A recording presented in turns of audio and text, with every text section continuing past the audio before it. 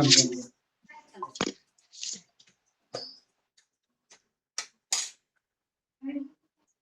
और छोटे मोटे प्यारे प्यारे बच्चे भी होते हैं, ठीक है, ऐसी असीम कृपा उन पे बरसते रहे। कोमल जी, आपका आज बेटा नहीं दिख रहा। कोमल जी, आपका बेटा कहाँ है, दिखाने आज।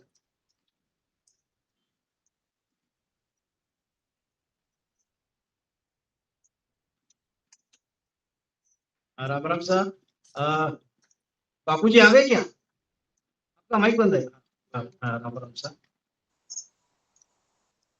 अभी संध्या आरती को अभी समाप्त हो चुकी है। अभी अभी अपन उठते हैं, सत्संग की ओर बढ़ते हैं।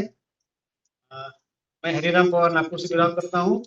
फिर से हर की तरह मेरा भी सौभाग्य है कि आज आपके साथ मैं इस चैनल का मुझे कार्य मिला है। बापू को बहुत प्रणाम करता हूँ।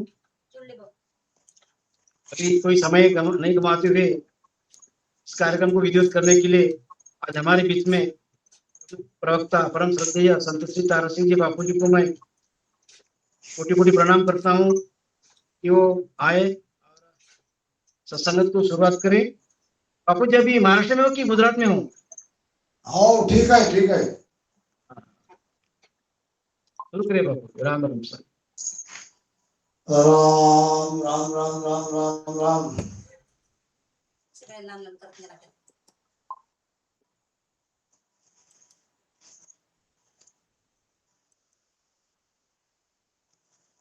इतनी जल्दी जल्दी मेरा नंबर कैसे लग गया?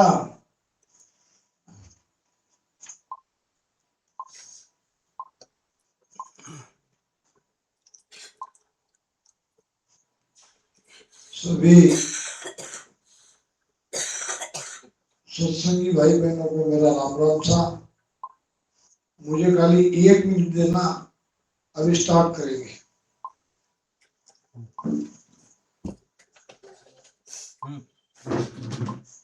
मुझे भी 1 मिनट देना।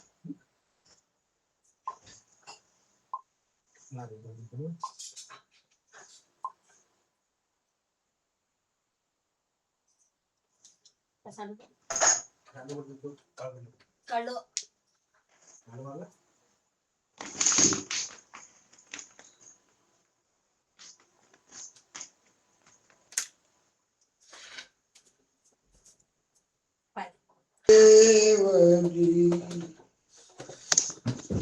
जिण दियो नाम तत्सार, द्वितीय वंदन राम जी।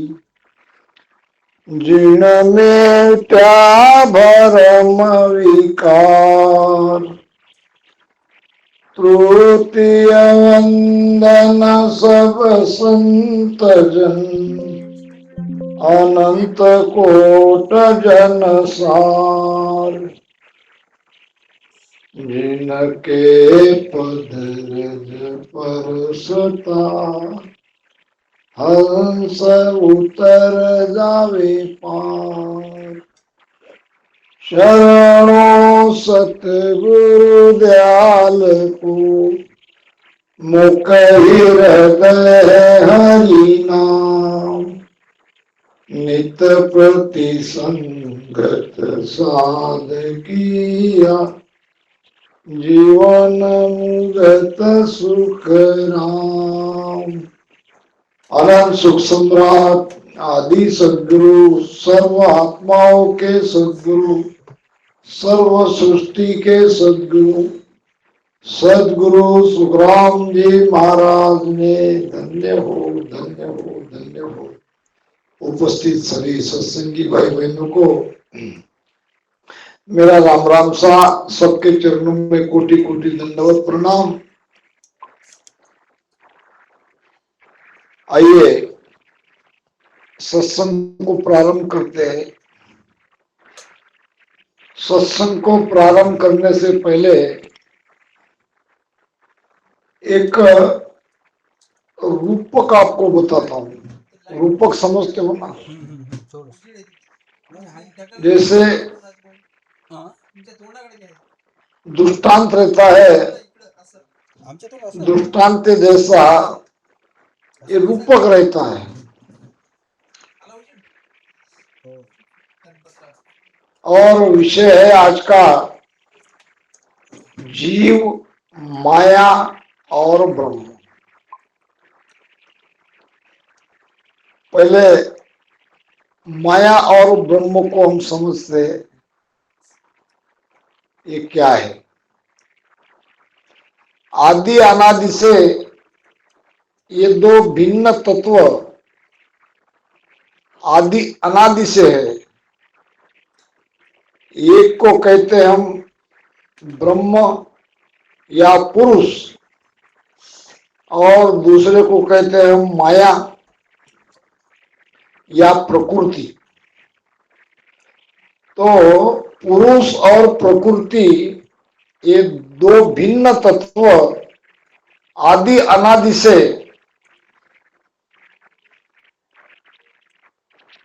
ये तैयार किए गए या ये है।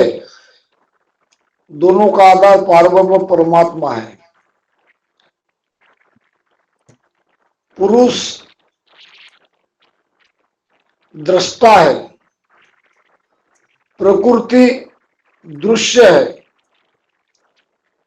ये जो जगत हमें दिख रहा है पूरा, इसे कहते हैं प्रकृति। प्रकृति हमें दिख रही है, प्रकृति को हम देख सकते हैं, लेकिन इस प्रकृति के अंदर एक पुरुष छिपा है जो दृष्टा है, जिसको हम देख नहीं सकते। जैसे बाहर पुरुष और प्रकृति है, वैसे हमारे शरीर के अंदर भी पुरुष और प्रकृति दोनों तत्व विद्यमान है।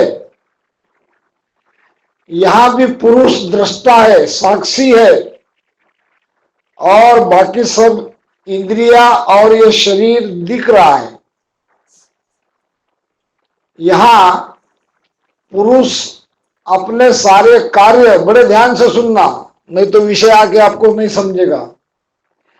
यहां पुरुष अपने सारे कार्य प्रकृति के आधार से ही करता है। यानी इस शरीर के अंदर आत्मा जो है वो आत्मा अपना सारा सुख प्रकृति के द्वारा यानी माया के द्वारा ही लेता है। महाराज कहते हैं कि आनंद लेशी जाए जीव माया कहूं तो ही। ये जीव बिना माया से या बिना माया के अभाव के बिना कोई सुख नहीं ले सकता। जैसे एक स्त्री है और एक पुरुष है। स्त्री पुरुष के बिना अकेली है, पुरुष स्त्री के बिना अकेला है। न पुरुष अकेला कुछ कर सकता है, न स्त्री अकेली कोई सुख ले सकती है। जब ये दोनों मिलेंगे, स्त्री पुरुष दोनों मिलेंगे, वहां माया ब्रह्म दोनों मिलेंगे, तो ब्रह्म को सुख मिलेगा। सुख लेने वाला ब्रह्म है और सुख लेता है माया के आधार से। ये शरीर माया है, ये दिख रही है। शरीर के अंदर बैठा आत्मा दिख नहीं रहा है, मगर उसे सुख चाहिए, इसलिए वो पांच तत्व में आया या परमात्मा ने उसे पांच तत्व में डाल दिया। साखी सुनो, ब्रह्म जहां सुन सुख दुख नाही, लेना एक न देना काई, ता कारण यो खेल बनायो, पांच भूत कर संग हुए आयो। जहां ये ब्रह्म पहले था, कहाँ था? पार ब्रह्म में। वहां उसे न सुख था न दुख था, लेकिन सुख लेने की इच्छा थी, इच्छा पार ब्रह्म में भी है, इच्छा ब्रह्म में भी है, इच्छा हमारे अंदर भी है। ये इच्छा का सारा पसारा है। अगर इच्छा नहीं रही तो ये पसारा नहीं होता। वहां सुख दुख नहीं है, वहां लेना देना नहीं है, वहां कोई व्यवहार नहीं है। इसलिए व्यवहार के लिए, लेना देना के लिए, यानी पंचभौतिक सुख के लिए ये चेतन आत्मा माया के संग लगी, यानी प्रकृति के संग, शरीर और इंद्रिया के साथ ये चेतन आत्मा अभी इस शरीर में बैठी बैठी सुख ले रही है। तो इस प्रकार आप ये बिल्कुल अच्छी तरह से समझ लेना है कि ये दोनों जो मिले हुए हैं माया ब्रह्म, अब इसमें हम क्या कर रहे हैं? ब्रह्म को माया से अलग कर रहे हैं। ब्रह्म ने माया को पकड़ रखा है। इसका आधार क्या है? स्थूल आधार है 5 तत्व का शरीर, और सूक्ष्म आधार है मन बुद्धि चित्त अहंकार, और स्थूल आधार है 5 ज्ञानेन्द्रिया, 5 कर्मेंद्रिया, सूक्ष्म आधार है 9 तत्व लिंग शरीर, 5 विषय, 25 प्रकृति। इस प्रकार से जब तक ये हंस आत्मा प्रकृति के साथ, यानी ये सुख लेने की इसमें इच्छा रहेगी, तब तक वो मोक्ष में नहीं जा सकता। ध्यान रखो इस बात को। अब ब्रह्म को आत्मा भी कहते हैं, ब्रह्म को पुरुष भी कहते हैं। माया है यहां इच्छा, माया है यहां प्रकृति, माया है यहां स्त्री। इच्छा का कैसे खेल बना है आप देख लो। ब्रह्म शून्य पर ब्रह्म के बण्यो भोग व्यवहार, शिव पुत्र सो उपजा महाशून्य धिवलार, महाशून्य धिवलार अबे संयम या होई, चेतन शक्त विचार पुत्र पुत्री ये दोई, सुख राम कहे अब शक्त के चेतन लागो लार, ब्रह्म शून्य पर ब्रह्म के बण्यो भोग व्यवहार। अच्छी तरह से ध्यान से विषय को समझो। विषय कठिन है समझने के लिए, लेकिन क्या करें, मजबूरी है। हमको तो ये विषय सामने लाना ही है, आपको समझाना ही है। क्या क्या हुआ, कैसे ये चेतन और शक्ति दोनों एक साथ रहने लगे। ब्रह्म शून्य पर ब्रह्म के बण्यो भोग व्यवहार। पार ब्रह्म परमात्मा और ब्रह्म शून्य, ये स्त्री, पार ब्रह्म परमात्मा पुरुष, दोनों का संगम हुआ, दोनों का भोग हुआ। ये भोग इस तरह से नहीं है जो प्राणियों में, मनुष्य में होता है। दोनों मिल गए। दोनों मिलने के बाद क्या हुआ? शिव पुत्र हुआ और अंशा ये स्त्री हुई, यानी पुत्री हुई। ब्रह्म शून्य और पर ब्रह्म को 2 पुत्र पुत्री हुए, एक शिव ब्रह्म और एक अंशा पुत्री। अब यहां शिव ब्रह्म और अंशा पुत्री दोनों का संगम हुआ। दोनों के संगम से चेतन ये लड़का हुआ और शक्ति ये पुत्री हुई। चेतन और शक्ति दोनों पैदा हो गए। अब चेतन ये शक्ति के पीछे लगा, यानी जब तक ये चेतन शक्ति के साथ नहीं रहेगा, चेतन को सुख नहीं मिलेगा। सुखराम कहे अब शक्त के चेतन लागो लाग,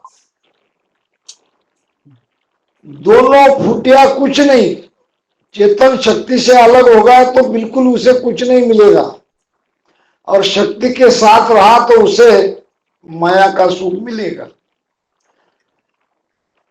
तो हमें यह समझना है, हम सब भजन कर रहे हैं, कौन किस स्थान पर है ये हम नहीं कह सकते। आपको भजन का पता है।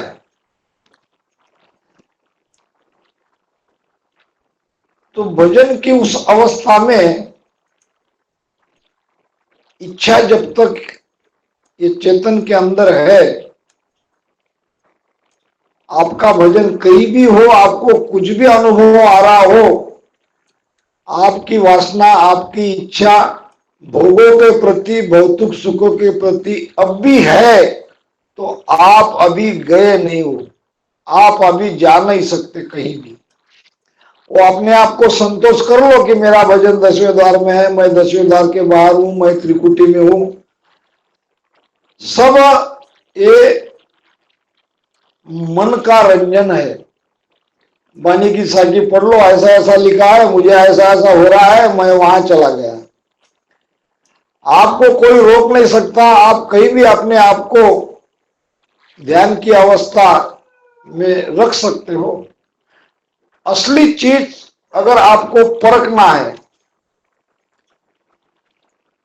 तो आप जीते जी कितने अलिप्त हो गए माया से। माया कोई एक प्रकार की नहीं है।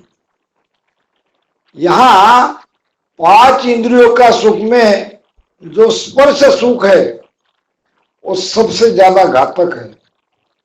अगर वो वासना आपकी जो के त्यों बनी है तो निश्चित वापस आओगे।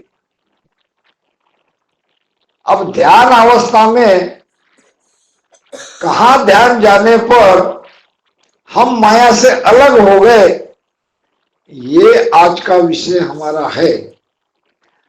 अब आपने पुरुष और प्रकृति दोनों भिन्न तत्वों को समझ लिया, दोनों की पैदाश एक ही जगह से है ये भी समझ लिया, दोनों एक साथ रहते हैं तभी सुख मिलता है ब्रह्म को, ये भी आपने समझ लिया। दोनों अलग हो गए तो उसे सुख नहीं मिलेगा। कौन सा? ये विषयों का सुख, माया का सुख। लेकिन परम सुख तो जरूर मिलेगा। अब ये दोनों की प्रथम संतान है जीव। ब्रह्म माया ये जीव के माता पिता है, उनकी पहली संतान है जीव। अब जीव में माता पिता दोनों के गुण है, स्वाभाविक गुण है। कहते हैं कि 7 धातु का ये पुतला है, 4 गुण माता के हैं, 3 गुण पिता के हैं। इसी प्रकार हमारे अंदर माया का भी गुण है और ब्रह्म का भी गुण है। माया का गुण क्या है? संसार के प्रति निरंतर आसक्ति, ये हमारे अंदर माया का गुण है। ब्रह्म का गुण क्या है? संसार के प्रति कभी कभी बैराग आ जाना, ध्यान करने के लिए इच्छा प्रकट हो जाना, ध्यान में बैठ जाना, ये स्वाभाविक स्वभाव हमारा ब्रह्म की तरफ यानी पिता के गुण के कारण ये हमारे अंदर ये भाव पैदा होते हैं। और कभी ध्यान से हटने के बाद वापस हम संसार में और आकृष्ट हो जाते हैं, ये हमारा पिता का, माता का गुण हमारे अंदर ये दिखाई देने लगता है। तो ब्रह्म समझ गए, माया समझ लिया, ब्रह्म माया से पैदा होने वाला ये जीव भी समझ लिया। अब हम क्या कर रहे हैं? अब हम जीव का जीव मना मिटाने की कोशिश कर रहे हैं।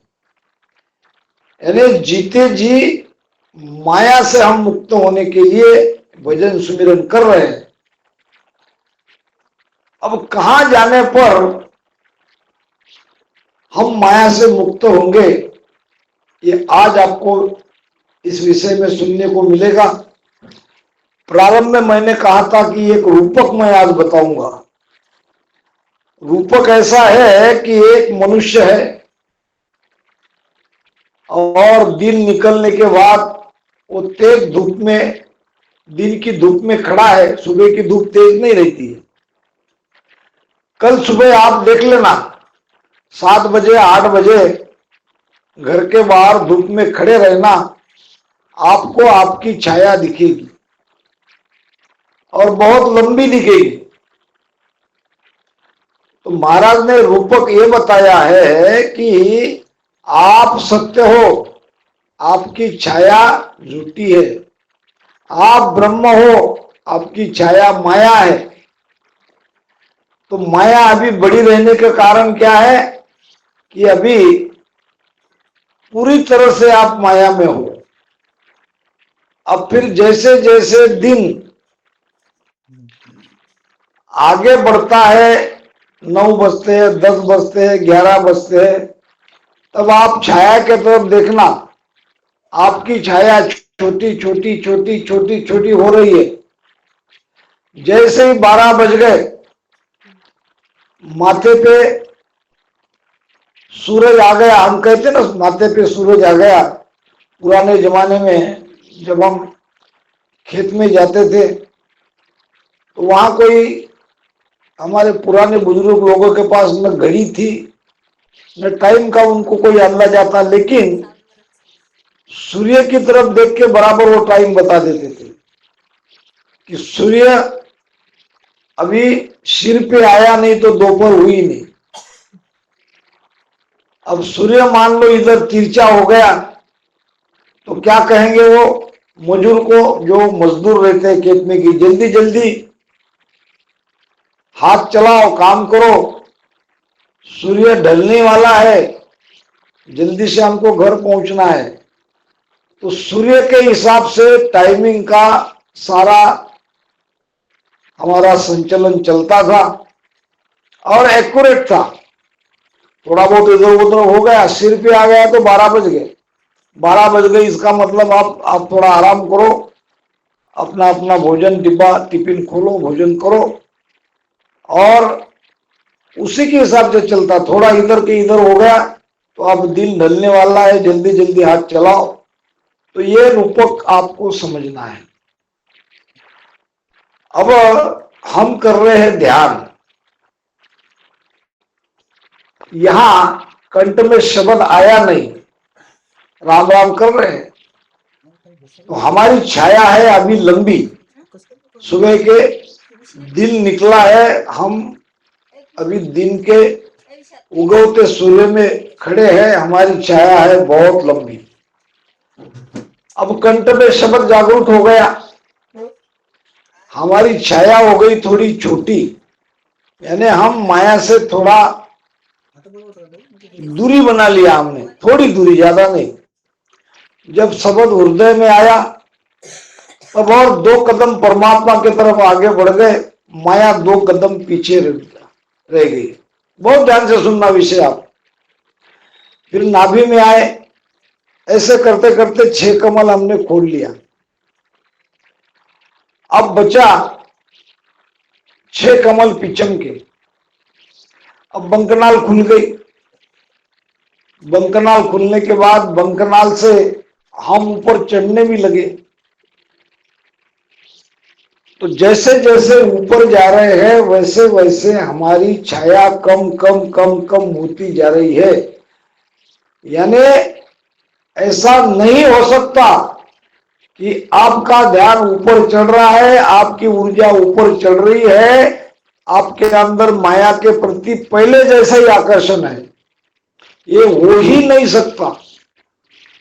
इधर आप परमात्मा के तरफ आगे बढ़ रहे हो तो इधर माया से आप थोड़ा थोड़ा दूर हो जा रहे हो।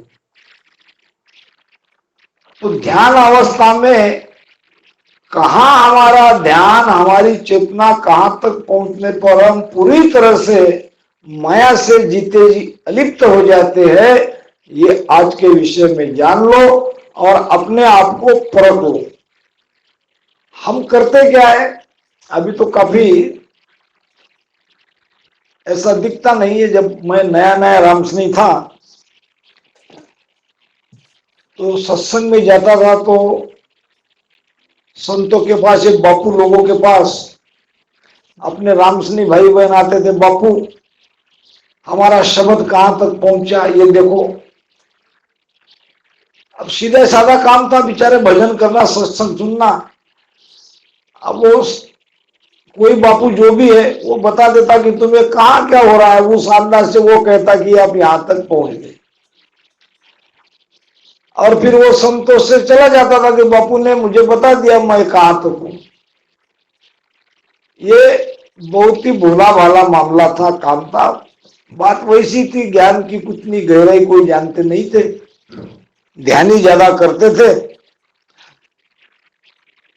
लेकिन अब थोड़ा ज्ञान सुनने में लिए भी आपने बहुत ऊंचाई गांठ ली है। आपको अब ज्ञान भी ऊंचा चाहिए, ज्ञान की गहराई को भी आप समझने लगे हो। अब ये नहीं चलेगा, ये कोई नहीं पूछेगा मेरा शब्द कहाँ है ये खोजो। अब कहेगा कि मैं कहां तक पहुंचा हूं, और उसको तोलने का भी अंदर में कोशिश करेगा। ये बात आज आप सब जान रहे हैं कि अब खाली यहां तक तुम पहुंच गए ये कहने से काम नहीं होता। वहां पहुंचने का मतलब वहां पहुंचने पर आपके अंदर क्या लक्षण आने चाहिए, ये लक्षण ही आपके ध्यान का प्रमाण आज है, रहेगा। अगर लक्षण में सुधार नहीं है तो ध्यान में बड़ी गड़बड़ी है। दूसरी बात बता देता हूं, बहुत ही महत्वपूर्ण बात बता देता हूं, ध्यान रखना, लिख लेना अपने हृदय के कागज पे। क्या लिख लेना, हमारे अंदर 24 घंटे ध्वनियां चल रही है, ये आप जानते हो क्या? अगर नहीं जानते हो तो दोनों कानों में उंगलियां डालो, आपको अंदर में एक अखंड ध्वनि चल रही है ऐसा महसूस होगा। देख लो आप, ये ध्वनि शरीर के अंदर जब तक श्वास है तब तक ये ध्वनि निरंतर चलती है, चलती रहेगी। जैसे ही शरीर का श्वास से वियोग होने वाला है या मृत्यु की घटिका नजदीक आ गई है, ये ध्वनि कम कम होती जाएगी, गहरी सुनाई देगी, फिर सुनाई देना बंद हो जाएगी। इसका मतलब हमारी अस्तित्व की पहचान अंदर के ध्वनि से है, और ये ध्वनि होना आपके हाथ में नहीं है, ध्वनि को बंद करना आपके हाथ में नहीं। अब होता क्या है, हम ध्यान करते हैं, ध्यान करते करते हर एक स्थान पे वहां पे हम चित्त को एकाग्र करते हैं, और जैसे जैसे ध्यान की आदत पड़ जाती है, कोई 2 घंटा, कोई 3 घंटा, कोई 4 घंटा, कोई रोज का अपना रूटीन बना के ध्यान करता है, तो उनका ध्यान भीतर में लग जाता है, और लगने के बाद वो यही ध्वनि सुनता है, यही ध्वनि उसको सुनाई देती है, उसका मन एकाग्र हो जाता है, और ये सारी ध्वनि ब्रह्मांड में ज्यादा सुनाई देती है। इसके आधार से वो क्या कहता है कि मेरा ध्यान 10वें द्वार में चला गया, क्योंकि मुझे ध्वनि सुनाई दे रही है। वो झूठ नहीं बोल रहा है, ध्वनि उसको सुनाई दे रही है, लेकिन ये शब्द की ध्वनि नहीं है, ये अंदर की ध्वनि है, तुम्हारे अंदर सदा निरंतर चलती रहती है, वो ध्वनि है। अभी तक तुम्हें सुनाई क्यों नहीं दे रही थी? तुम एकाग्र नहीं थे, तुम्हारा चित्त भटक रहा था, तुम्हारे मन में हजारों विचार, हजारों प्रकार की वासनाएं बाहर आ रही थी, इसलिए आप भीतर जा नहीं पा रहे थे। एकाग्र होना तो बहुत दूर की बात है, लेकिन जैसे जैसे सासों साथ में राम राम करते करते उसमें सुरती लगा के हम एकाग्र हो गए। एकाग्र होने के बाद हमारी ध्वनि हमको सुनाई देने लगी, और इसी को हम शब्द कहने लगे, और इसी को सुनने के लिए अब बैठे हैं। न होठ चल रहे, न रसना चल रही है, ध्यान में बैठा है। 3 घंटा हो गया, 4 घंटा हो गया, कितने भी घंटे बैठो, अब वो बैठ के क्या कर रहा है, वो अंदर की ध्वनि सुनाई दे रहा है। इसकी पहचान 2 मिनट में हो जाती है। उसको कहना कि भाई आप ध्यान अवस्था में शब्द की ध्वनि उनके कहने के मुताबिक ध्यान अवस्था में शब्द की ध्वनि सुन रहे हो, तो ऐसे भी आप ध्यान से उठने के बाद उसको सुन रहे हो क्या? जवाब देगा नहीं, क्योंकि ध्वनि तो चल रही है मगर आपका ध्यान वहां नहीं है, आप ध्यान से हट गए हो, तो आपको सुनाई नहीं दे रही। नियंचर की ध्वनि और उस ध्वनि में यह अंतर है।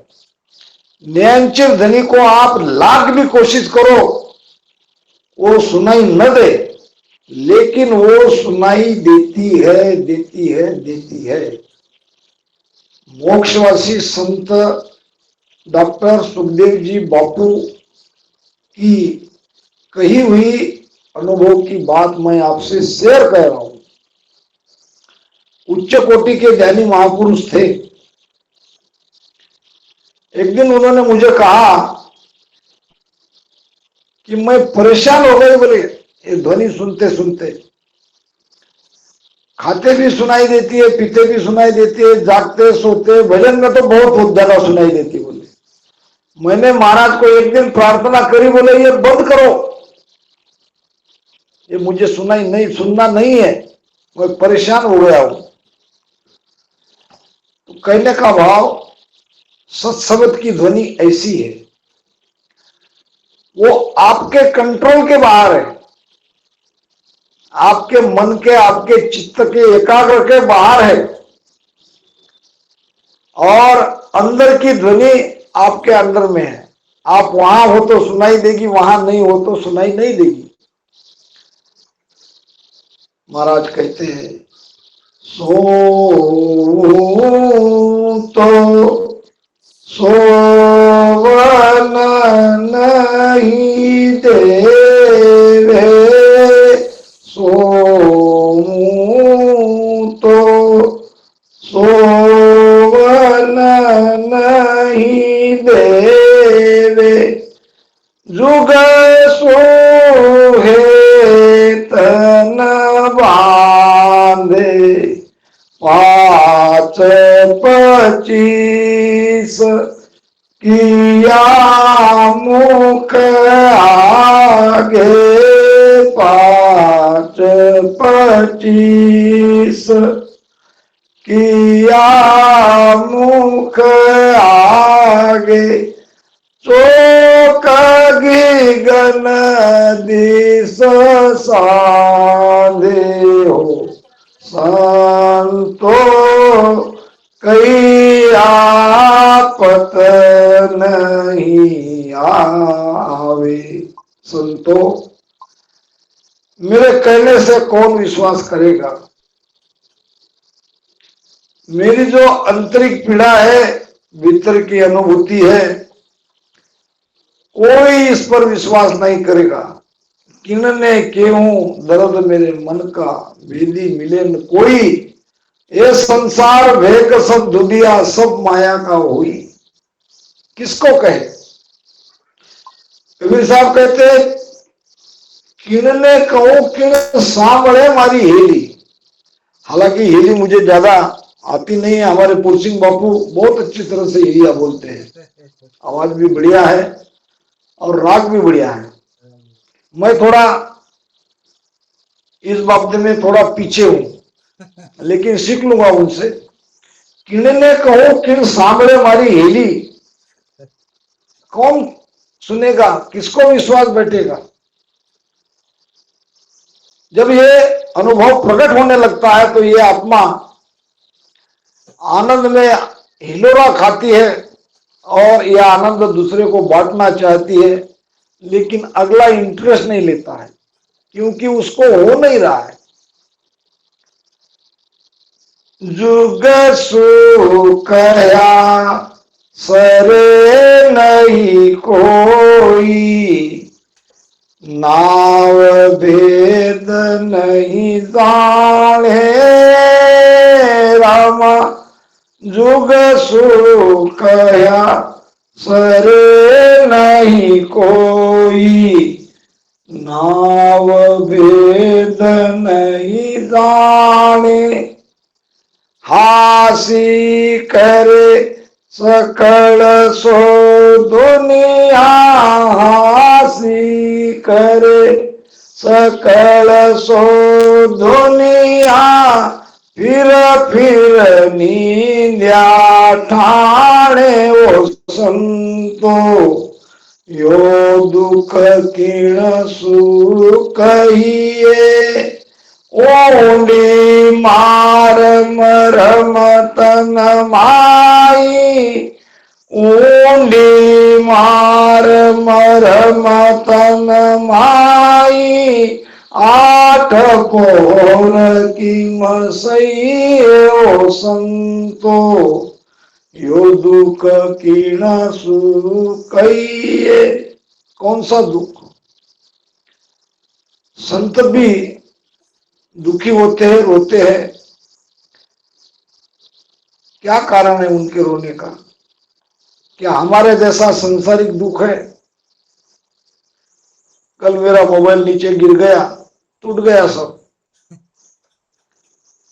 अब ये धारा में नहीं रहता तो मैं बहुत दुखी होता, बहुत पछतावा करता। लेकिन तुरंत वस्तु जाने वाली थी, चली गई, हम भी जाने वाले। अब दुख क्या करना? कबीर साहब कहते होनी होए सो होए। जीवन में जो कुछ भी घटना तुम्हारे हमारे साथ होती है, ये होकर रहती है, होनी टाली नहीं जाती। कबीर साहब, सदगुरु सुखराम जी महाराज, संतों का एक ही मत आएगा। तो अब आपको मैंने शब्द की ध्वनि और भीतर के शब्द की ध्वनि दोनों का भेद बताया, दोनों का अंतर बता दिया। आप चुनाव आपको करना है, निर्णय आपको करना है। भीतर की ध्वनि सुनने में समय बर्बाद करते हो कि आटो पोर 24 घंटे जो ध्वनि सुनाई देती है उस ध्वनि को पकड़ते हो, ये आपके हाथ में है। तेरी तेरे हाथ समझकर पकड़े आई। आप समझो, आपको जो ध्वनि चाहिए उसको पकड़ो। मेरा इसमें कोई आपको आग्रह नहीं है। आप उस ध्वनि को शब्द की ध्वनि करके अपने आनंद में रहो कि मैं पहुंच गया, कोई बात नहीं, मुझे आपको वहां से हटाना नहीं है। लेकिन ज्ञान तो कहना ही है। महाराज कहते हैं, जब लग आग लगी है नाही, तब लग फूका दीजे। और कह सुखराम लग्या फिर पाचे, होए न चिंता रीजे। कितने छोटे छोटे दृष्टांत में महाराज ने इस सत्य को समझाया है। पुराने जमाने में लकड़ी की चूल्ही रहती थी और खासकर बारिश के मौसम में हमारे घर पे जब मैं छोटा था तो बाहर में एक चूल्हा था और बारिश अगर हो गई उसमें पूरा लकड़ियां डालने के बाद वो धुआं ही धुआं चारों तरफ हो जाता था, फिर आंखें लाल हो जाती थी। फिर माता जी दादी जी क्या कहती, फूको फूको, फूके बिना ये धूप नहीं जाएगा, ये धुआं जो है ये सारा परेशान कर रहा है। तो लकड़ी को फूकना पड़ता था, फूकनी से।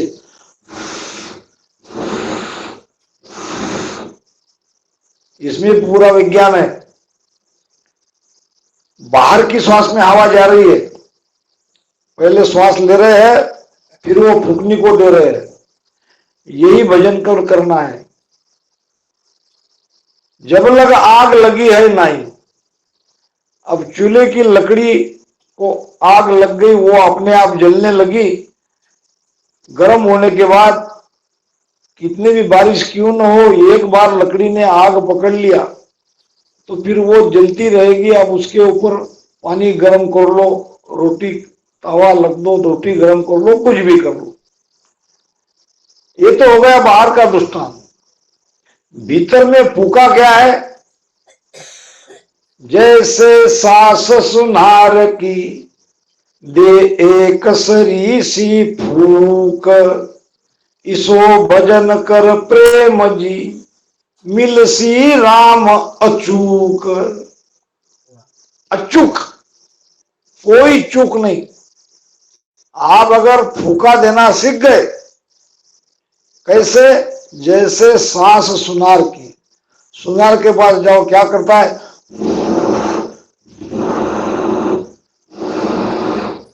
सब सांस का काम है। अब ये मेरी फूका बाहर जा रही है, सुनार बाहर फूका देता है, चूल्ही लकड़े में बाहर फूका जाता है। यही नाभि से श्वासा उठा, ये जो अंदर जा रही है फूका दे रहे हैं। कब तक फूका देना है? जब तक आग लगती नहीं है। आग लगने का मतलब क्या है? अखंड भजन आपका होता नहीं है। जब तक ये भजन अखंड होता नहीं है, आप वो डॉक्टर सुखदेव जी बापू के जैसे नहीं रोओगे, नहीं कहोगे कि ये बंद होना चाहिए, ऐसी स्थिति आ गई तो आपकी आग जल रही है, आपका भजन अखंड हो रहा है, आपके लक्षण भी चेंज हो गए, कर्म भी पूरे कटेंगे, आपको आनंद भी भीतर से प्रकट होने लगेगा। तो छोटे छोटे प्रमाण सांसारिक संतों ने हमको दिया है और समझाया है। अब आते हैं विषय पे। 20 मिनट 25 मिनट हमारे पास है, या जो भी है वो। तो महाराज कहते हैं, ओ स्वामी जी 4 दिना का आवण जावणा, वर्तमान सो भरते, नेछे ब्रह्म एक ही स्वामी, वचे काम क्यों सरते। प्रश्न पूछने के लिए शिष्य भी ज्ञानी चाहिए। जहां जहां आपको वाणी में गुरु वाच या गुरु वचन या सुखराम जी महाराज का वचन या परमात्मा वचन समझेंगे, और लिखा ही रहेगा वहां महाराज ने प्रश्न का जवाब दिया है। और शिष्य के भाव में बाणी बाणी में जहां जहां आपको शिष्य बायक ऐसा शब्द दिखेगा, वहां शिष्य और कोई नहीं, हरकिशन जी उपाध्याय ही है, जो महाराज के साथ रहते थे। महाराज के मुख से निकली हुई वाणी कागज पे लिखते थे, कुछ शंका हुई तो वो पूछ लेते थे। तो अपना जो पूछने का उसका वहां लिखा जाता था, वो शिष्य बायक, यानी मैं आपका शिष्य हूं और मेरे ये प्रश्न है, और फिर महाराज उनका उत्तर देते थे। अब प्रश्न क्या है? वो स्वामी जी 4 दिना का आवना जावना, शरीर तो आता जाता है, माया का है, माया आती जाती है, ब्रह्म स्थिर है। वर्तमान सो बरते, यानी वर्तमान में जो तुम अभी हो, तुम्हारी मृत्यु नहीं है, तुम्हारे शरीर की मृत्यु जरूर है। शरीर तुम्हारा आता जाता रहेगा, दूसरा मिलता रहेगा, ये चला जाएगा, फिर दूसरा मिलेगा, लेकिन तुम तो वर्तमान में रहते ही हो, तुम्हारा मिटना असंभव है। नेचे ब्रह्म एक ही स्वामी, वो निश्चित वो एक है, जो हर स्थिति में जिसका नाश नहीं हो रहा है, वो अमर तत्व है, ब्रह्म है, एक है। और पछे काम क्यों सरतो, वो एक को जान लिया तो फिर बाकी क्या रहा, और तो सब खत्म हो गया। अपने आप को तुम जान के उसमें स्थित हो गए, काम खत्म हो गया, तुम्हारा मोक्ष। यही तो है बात, कई तरह से महाराज ने समझाई है। अब क्या कहते हैं सुखराम जी महाराज अवधू के इस प्रश्न के जवाब में, आइए सुनते हैं। हे अवधू पचिया बिना छेहजू दूरो, वो दिन दुखिया होई। दारू बिना दर्द वो दुखिया, कब लग भुगते सो कोई। क्या कह रहे महाराज, हे अवधू पचिया बिना छेहजू दूरो, यानी शरीर में आपको ध्यान में पचना पड़ेगा, ध्यान में कष्ट उठाना पड़ेगा। ध्यान करना एक कष्टमय कार्य है, ये कोई सहज नहीं है, बाद में सहज होता है।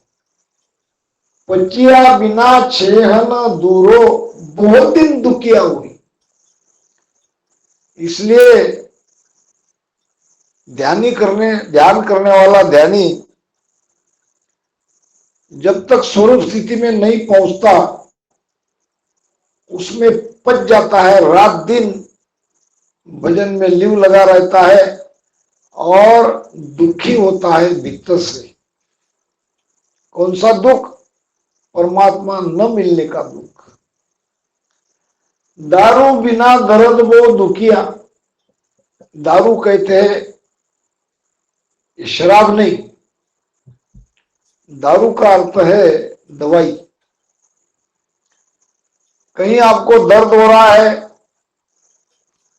तो वो दवाई लगाने पर ही मिटेगी या दवाई खानी पड़ेगी।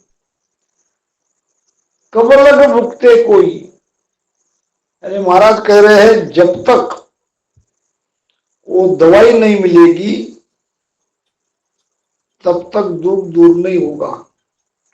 महाराज कहते हैं कि औषध मूली बाट आड़ रोगी मुख दिया, कसर कोर गुरु शोध रोग की जड़ा कड़ाई, जन सुखिया गुरुदेव वैद पर वैद भाई। गुरुदेव हमारे वैद के भी वैद है, ऐसी दवाई हमको पिला दी कि हम बेफाम हो गए, हमारा रोग मिट गया। सतगुरा औषध पाई ल्याय, परम गुरा औषध पाई ल्याय। 84 का रोग भागा, 84 का रोग भागा, मिल्या है ब्रह्म सुजाय, मिल्या है ब्रह्म सुजाय। सतगुरा औषध पाई ल्याय। हे गुरुदेव, धन्य है आपको। मैं कैसे छूटता ये जन्म मरण से, आपने वो दवाई लाके मुझे पिला दी, दवाई असर कर गई, 84 का रोग भाग गया, वासना मिट गई, इच्छा मिट गई। अब तो आनंद ही आनंद है। जब तक वासना है, मन के अंदर इच्छा है, आशा आकांक्षा है, सांसारिक सुख सांसारिक भोग लेने की इच्छा है, तो दवाई अभी असर नहीं कर रही है, या दवाई आप रोज नहीं ले रहे हो। रोज ले रहे हो तो दवाई के साथ साथ पथ्य नहीं कर रहे हो। यहां क्या है, दवाई भी रोज लेना है और पथ्य भी करना है। भूखे पेट कौन सी है, खाने के बाद कौन सी है, सोने के लिए कौन सी गोली है, ये सब कुछ डॉक्टर लिखाई देता है। एक व्यक्ति था, अब उसके पास थी एक गाय, 5 लीटर दूध देती थी। अब वो गाय पड़ गई बीमार, प्राणी को भी बुखार आता है। तो गाय के वेटरनरी डॉक्टर के पास लेके गया। उस जमाने के वेटरनरी डॉक्टर को वैद्य लोग, वो इंसान के भी डॉक्टर वही और जानवर के भी डॉक्टर वही। अब उसने कहा ये जो लक्षण है, ये गाय को बुखार आ गया है, 3 दिन तक आपको दवाई देनी पड़ेगी। मैं आपको लिख देता हूं या बता देता हूं। अब गाय वाले ने कहा बताओ, तो कहा कि 1 पाव काली मिर्च उसको लाना और उसको कूटना, बारीक बारीक उसका ये करना, और आधा किलो घी में ये काली मिर्च का जो पाउडर है वो उसमें मिला के गाय को पिला देना। अब ठीक है करके वो चला गया घर पे। 3 दिन उनको ये दवाई पिलानी थी। अब 1 पाव काली मिर्च लाके उसकी भुट्टी बनाई, पाउडर बनाया और ऐसे ही गाय के मुख में डाल दिया। अब 3 दिन की दवाई, पहले ही बुखार की हिट और ये काली मिर्च की हिट, वो भी 1-1 पाव। बुखार बढ़ गया, कम हुआ नहीं। गाय घास खा ही नहीं रही थी और काफी कमजोरी आ गई। भागा भागा गया उसी वैद्य के पास। वैद्य उसके चेहरे कर देख के, उसकी परेशानी देख के क्या कहा, क्या गाय को कुछ हो गया? गाय मर तो नहीं गई? नहीं, मरी तो नहीं, लेकिन मरने के पूरे चांसेस अभी है, इसलिए मैं आपके पास भागा भागा आया हूं। क्या मैंने जो आपको दवाई बताई थी वो ठीक से आपने पिलाई कि नहीं? हाँ पिलाई। पिलाने के बाद तो बुखार उतरना ही चाहिए था। तो बताओ मुझे एक बार कैसे कैसे आपने दवाई उसको दी? तो उसने कहा आपने पाव भर काली मिर्च मंगाया था, तो मैं लेके आया 1 किलो। उसके 3 हिस्से किए, 1 हिस्से का पाउडर बनाया, हाँ बना लिया। फिर घी कितना लाए? घी लाया ही नहीं, बिना घी के ही पिला दिया। अरे भाई, पहले ही बुखार से उसकी हीट बढ़ी है और तुमने काली मिर्च ऊपर से पिला दिया, हीट तो बढ़ेगी, बुखार तो बढ़ेगा। मैंने आपको घी के साथ पिलाने के लिए बोला था। ऐसा है भैया, आपने बोला था, लेकिन मैं भी दूध वाला हूं, मुझे पता है घी कहाँ है। घी तो दूध में है। 5 लीटर मेरी गाय रोज दूध देती है, तो 5 लीटर का दूध 1 किलो से लगभग उतना तो बनता ही है। तो मुझे लगा कि दूध गाय के अंदर ही है और उसका दूध निकालना मैंने बंद कर दिया। तो 5 लीटर दूध में तुम्हारा आधा किलो, पौन किलो, 1 किलो घी तो उसमें है ही, तो ये काली मिर्च और वो उसके अंदर है वो दूध, और दूध के अंदर जो घी है, ये दोनों मिल जाएंगे। लेकिन हुआ नहीं। अरे मूर्ख, ऐसे थोड़ी होता है। गाय के अंदर जो दूध है, दूध में घी है, मगर उसकी भी तो प्रक्रिया करनी पड़ती है। दूध को गर्म करना पड़ता है, उसमें जामुन डालना पड़ता है, दही बनानी पड़ती है, फिर दही का विलोना करना पड़ता है, और फिर मक्खन अलग निकलता है और छाछ अलग निकलता है। छाछ को तो पी लेते हैं कड़ी बीड़ी बना के, लेकिन मक्खन को तपाने के बाद असली घी मिलता है। और तुमने बिना सोचे समझे, बिना प्रक्रिया के ये जान लेके कि गाय के अंदर वो घी है, तो ऐसे पथ्य करोगे तो आपकी भी गाय मरने वाली है। गाय आपकी भी नहीं बचेगी। आपकी गाय बचानी है तो दवाई पिलाओ रोज और पथ्य करो। पथ्य करना बहुत जरूरी है। महाराज कहते हैं, ऐसे या को निर्मल कीजे जो, काडर कूट उड़ाय सारो, करड़ो पणो देखो। करड़ापना, अहंकार, इसको मिटाओ। अहंकार जब तक नहीं मिटता वापस आना पड़ेगा। जीव की मुक्ति अहंकार मिटने से ही होती है। शरीर की मुक्ति शरीर से प्राण निकलने से होती है। मन की मुक्ति त्रिकुटी में मन का निजमन होने से मन मुक्त होता है।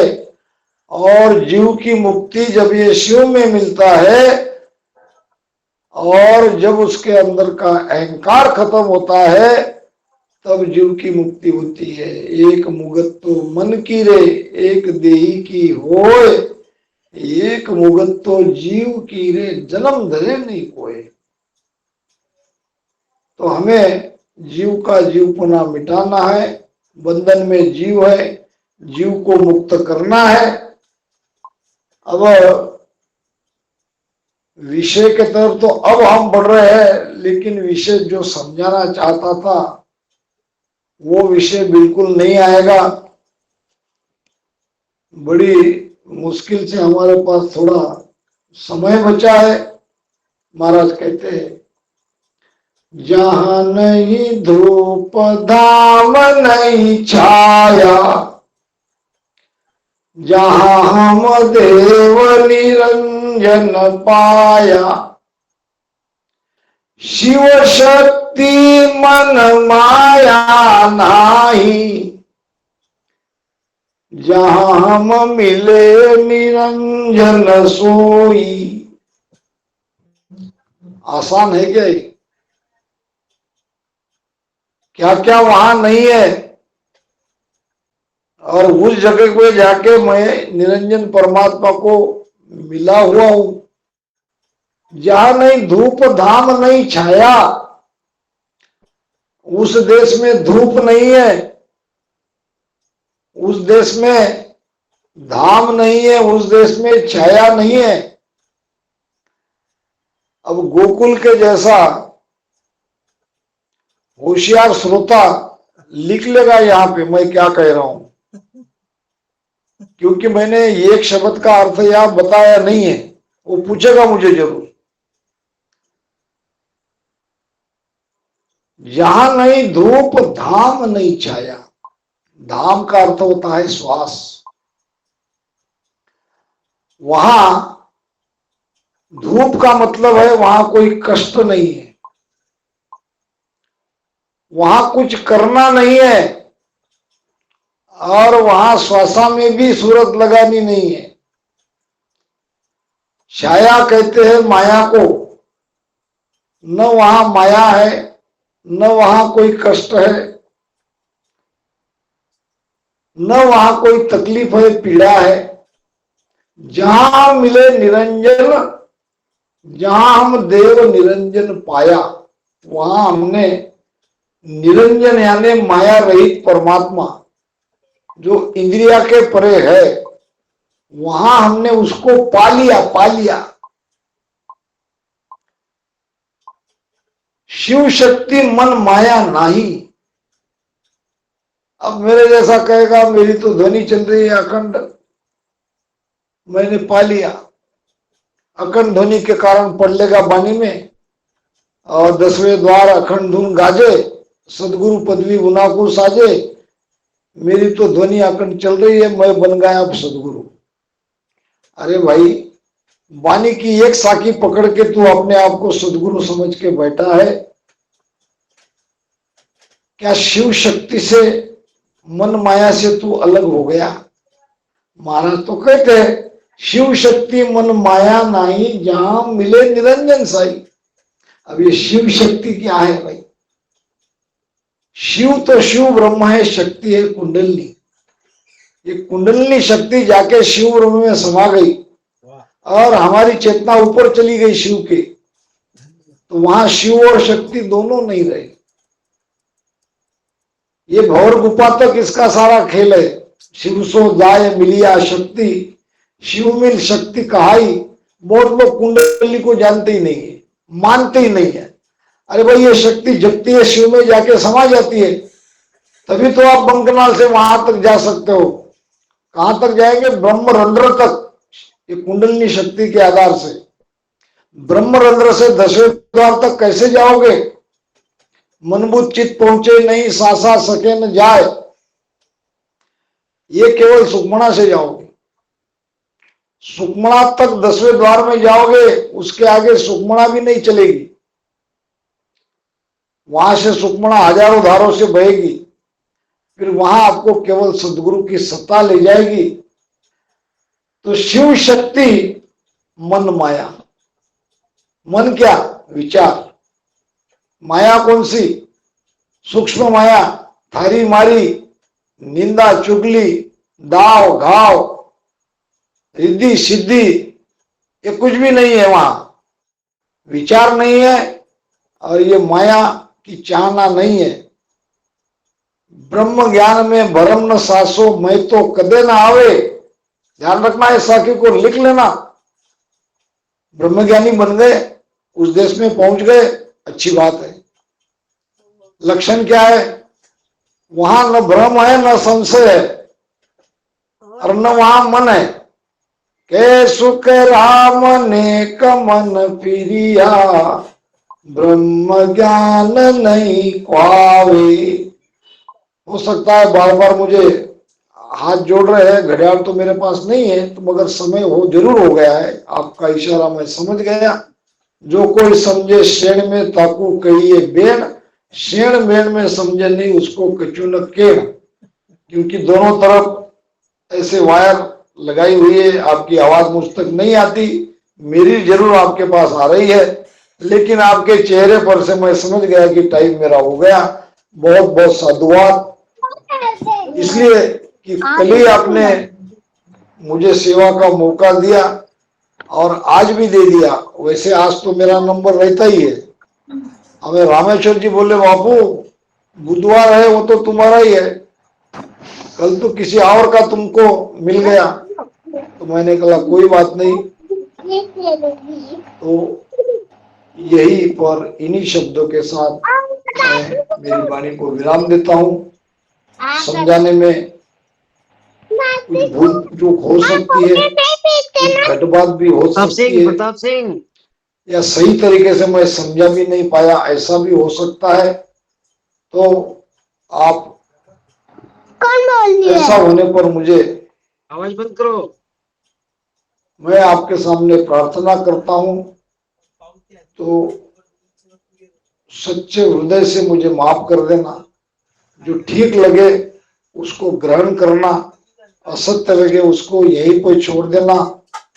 फिर कभी आप लोग सेवा के लिए मुझे निमंत्रित करेंगे तो मैं जरूर आपके सामने उपलब्ध रहूंगा। मेरी इच्छा वैसे ये रहती है कि आप लोग सब नए नए वक्ता तैयार हो जाओ। चलो, जो सेवा हुई गुरु महाराज की कृपा से हुई है। जो वचन मेरे मुख से निकले वो गुरु महाराज की कृपा के ही फलस्वरूप है। राम राम सा सदगुरु सुखराम जी महाराज ने धन्य हो, धन्य हो। बापू, आपके चरणों में मेरा साष्टांग दंडवत प्रणाम है बापू। राम सा बापू। बहुत ही गहरा ज्ञान बताया। माया ब्रह्म जीव के बारे में मूलभूत ज्ञान है बापू। सभी के माइक बंद करो, सभी के माइक बंद करो ना। सुरेंद्र भाई माइक बंद करो। और आपका आध्यात्मिक अनुभव और ज्ञान के माध्यम से हम हर बार कृतार्थ होते हैं। जितना सराहना करे उतना कम है बापू हमारे लिए शब्द। आपका बहुत बहुत आभारी हूँ बापू। इस ग्रुप के माध्यम से मैं सभी की तरफ से आभार मानता हूँ। अभी 10-11 मिनट के लिए अपन हंसमिनट के लिए और बढ़ते हैं। सभी से मैं निवेदन करूँ, यथास्थान पर बैठकर 11 मिनट का राम नाम का सुमिरन करें।